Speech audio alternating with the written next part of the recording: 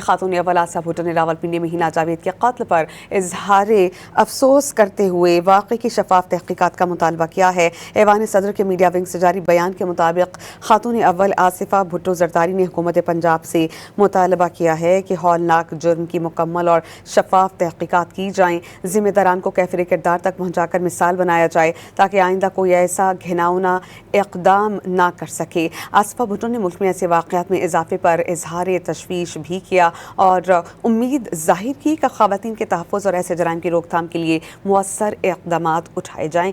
گزشتہ روز راولپنڈی میں قتل کے بعد خاتون ہینا جاوید کی پھندہ لگی لاش واش روم سے ملی تھی۔ پولیس نے مقتولہ کے شوہر فیصل اصغر اور ملازم ذیشان کو گرفتار کر لیا تھا۔